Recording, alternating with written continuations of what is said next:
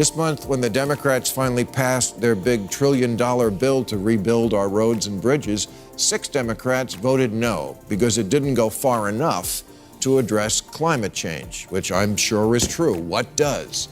But this was free money from the federal government that would actually improve their constituents' lives. I can see a voter saying, you know, squad, I agree with you on climate change. But as long as it is happening, we also need money for getting the water pumped out of the subway. James Carville knew how to win, and he blamed the Democratic losses this November 2nd on stupid wokeness, to which AOC fired back that wokeness is a term almost exclusively used by older people these days. So that should tell you all you need to know. What? This is a term folks like you brought out very recently and had been proudly displaying at every march since. Just last year, The Guardian declared woke the word of our era. I guess they didn't get the memo from the Mean Girls Club. Bill Maher just unloaded on his own party for losing touch with reality, and it was brutal. He didn't hold back, delivering savage criticism and sharp comedy in equal measure. When Maher turns on his own side, you know it's serious. Buckle up, this one cuts deep. I will tonight once again break out my coach hat and try to point the Democrats in the right direction. That's all I can do. Point you in the right direction. I'm like Deep Throat. Because the way this party is running for office is making me gag. Ma says the DNC has lost its way, abandoning everyday issues like jobs, affordability, and safety in favor of fringe activism and ideological purity tests. He argues this disconnect is exactly why Democrats lost. Voters no longer recognize the party. In Maher's view, it's not that liberal ideas failed, it's that the party forgot what liberalism is supposed to be. I know liberals think this country is full of dumb white people, but in our democracy, dumb white people make up a substantial portion of the vote. The median voter is a white person in their 50s who didn't go to college, their favorite TV show is NCIS, and their pronouns are what? I don't know what you're talking about, and get away from me.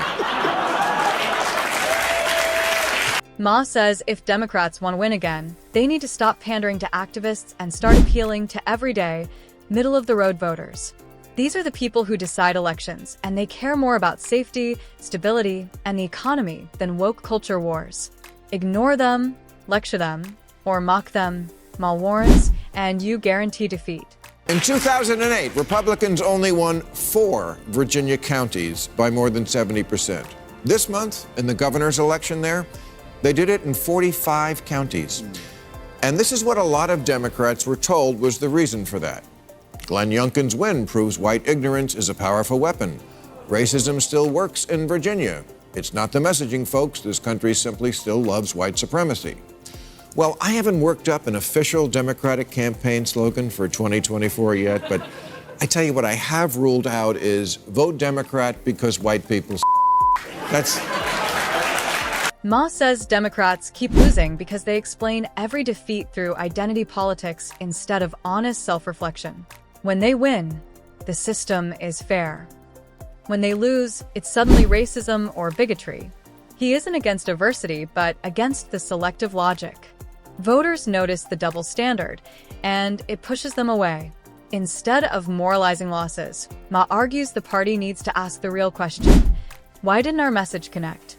A whole lot of people, particularly whites without a college degree, which is most of them, in a country that's still 70% white. I'd say do the math, but math is a form of white supremacy. Yes, I know every fiber of your being tells you the people you really want to reach are Guatemalan teenagers and bloggers in Gaza, but they can't vote. To a lot of folks in America, you come across as the cares about everybody but me party. And it doesn't have to be that way. You can find ways to stand up for these folks without being David Duke. Ma says Democrats are losing working-class voters because they feel ignored. The party focuses more on immigration, global issues, and niche causes than on everyday concerns like wages, housing, crime, and stability. He isn't against diversity, he's against imbalance. When longtime supporters feel sidelined or blamed, resentment grows and votes disappear. When the Democrats finally passed their big trillion-dollar bill to rebuild our roads and bridges, 6 Democrats voted no because it didn't go far enough to address climate change, which I'm sure is true. What does?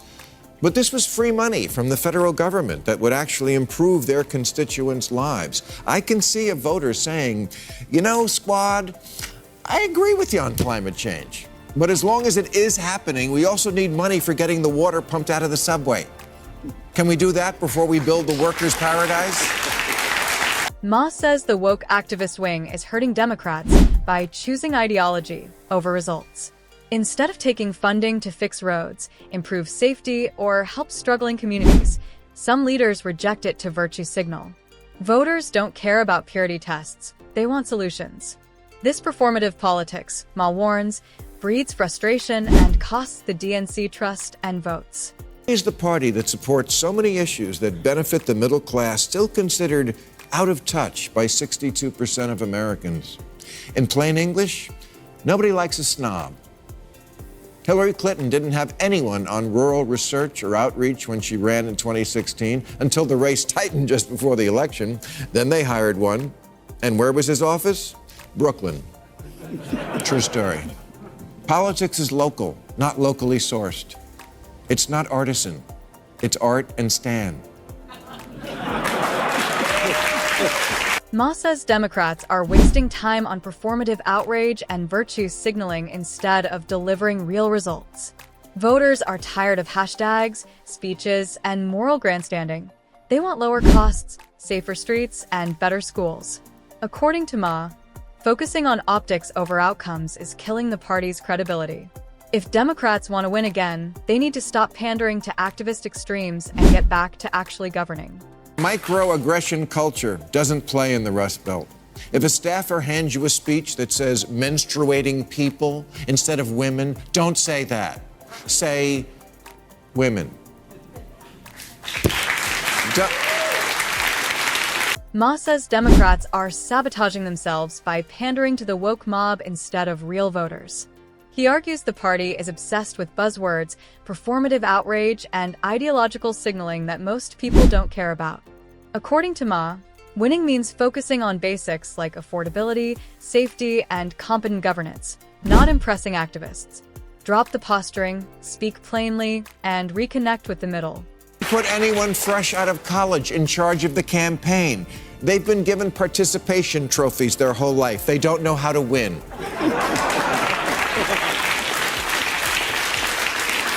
James Carville knew how to win, and he blamed the Democratic losses this November 2nd on stupid wokeness, to which AOC fired back that wokeness is a term almost exclusively used by older people these days. So that should tell you all you need to know. What? This is a term folks like you brought out very recently and had been proudly displaying at every march since. Just last year, The Guardian declared woke the word of our era. I guess they didn't get the memo from the Mean Girls Club. Older liberals like Bill Maher and James Carville say woke politics is hurting Democrats, not helping them. They argue the party used to focus on winning elections and improving lives, not policing language or chasing ideological purity. Maher believes younger leaders double down on rhetoric that excites activists but alienates everyday voters. His warning is blunt. Stop the woke theatrics, focus on real results, and reconnect with the middle, or keep losing.